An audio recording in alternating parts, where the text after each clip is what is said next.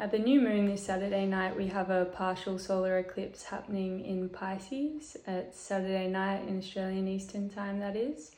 And this eclipse will close off the 2-week eclipse portal that we've just been in with the lunar eclipse happening at the full moon. This is a north node eclipse, so that means it's occurring close to the north node, which is really taking us forward. It will initiate new things and take us into new horizons of ourselves, new timelines, and really move us towards our purpose and our mission in this life. And it's not the same initiatory energy as an Aries initiation, which is more in a doing energy and a very active, quick energy.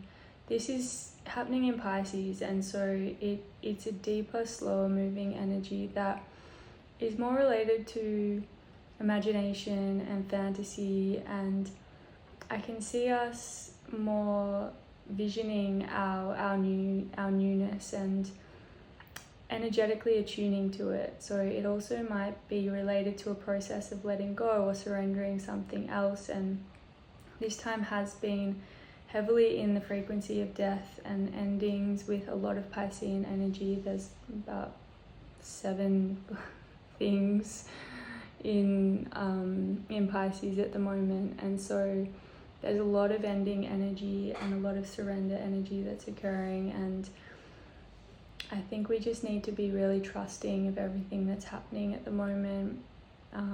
Forgiveness and acceptance and compassion are really big attributes of Pisces energies. And so as this newness is coming in, we're also shedding layers of the past, and eclipses take things away. They do remove things, and they do catapult us into higher timelines and octaves of ourselves and where we're going. And yeah, this eclipse portal has been very real. We have 2 personal planets in retrograde motion at the moment, which is causing a little bit of chaos. We have Mercury and Venus both retrograding, and so we might be rethinking or going back into old patterns of relating, of loving others. We might have exes coming back on the scene. We might be noticing old habits coming back again, or rethinking how we want to be intimate with others and also how we want to be intimate with ourselves. With Mercury in retrograde, it can be travel plans going haywire, communication. It can be very fast and quick. I've noticed my mind to be very quickly jumping between things over the last week, and rethinking things and not necessarily going forward with stuff. So there can be a bit of this stuckness energy at the moment as well, whilst big things are occurring around us. And I'm not gonna lie, it's actually been really hard to make this video. I've been pretty horizontal, and getting my thoughts into coherent spaces has been difficult. It's been challenging to pull myself out of this quite soupy, emotional, imaginatory Piscean energy, and I haven't had much structure or discipline or routine this week, which is very unusual for me. And the reality is we have Sun, Moon, Mercury, Neptune, Venus, North Node, Saturn and Chiron, that's 8, all being in Pisces at the moment. And it is heavy.